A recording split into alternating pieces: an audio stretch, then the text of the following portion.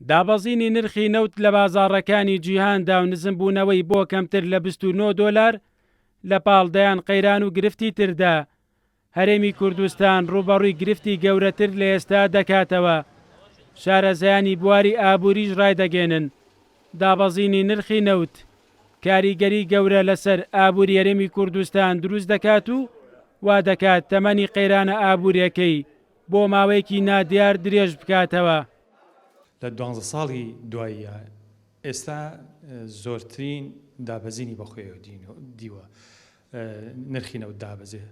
پێشەچێت نرخی نەوت لەوەش زیاتر دابەزێت و نرخی نەوت دابەزینی چاوەڕوان کراوە. ئەو قەیرانانە قوڵ بووە و چاوەڕێ نەکرێت زیاتریش قوڵ بێت لەبەرەوە یعنی لە ڕاستیە ئایندەی هەرێمی کوردستان یعنی چاوەڕانی خراپتری لێکرێت.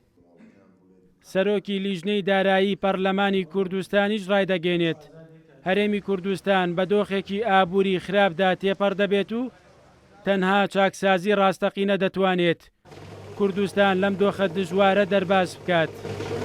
زیاتر لە 180 بۆ 85 داهاتی هەموو کوردستان لە فرۆشتنی نەوتی خۆیەتی بۆیە چەنە نرخی نەوتدا بەسێ ئەوەندە داهاتی هەرێمی کوردستان کەم دەبێتەوە ئەوەندە قورسە بۆ سەرشانی حکوومەتی هەرێم کە بتوانێت داهاتی پێویست پەیدا بکە بۆ جێبەجێکردنی خەرجیەکانی تاکە ڕێگە لە بەردەم هەرێمی کوردستان چاکسازی ڕاستەقینی. دووەم داهات لە هەرێمی کوردستان دوای نەوت داهاتی گومرگەکانە دەبێت من دڵنیام لەوە چاکسازی ڕاستەقینە بکەن داهاتی گومرگ ڕێک بخەنەوە باجی ناوخۆکۆ بکەنەوە ئەتوانە قەیرانە کاڵکەنەوە کەمیکەنەوە ئەگەر نەیکەن هیچ ڕێگەی سێهم نییە بۆ دەربازبوون لەم قەیرانی هەرێمی کوردستان. سەرباری دابەزینی نرخی نەوت لە بازاڕەکانی جیهاندا و تێچوونێکی زۆر بۆ ئەو نەوتەی کە دەری دێنێت بەڵام هەرێمی کوردستان بەردەوامە لا ناردەکردنی نەوت و بەمەش وەک شارەزایانی ئابووری دەڵێن لەم قۆناغەدا نەوت بەتەنها ناتوانێت کوردستان لەم دۆخە دژوارە ڕزگار بکات.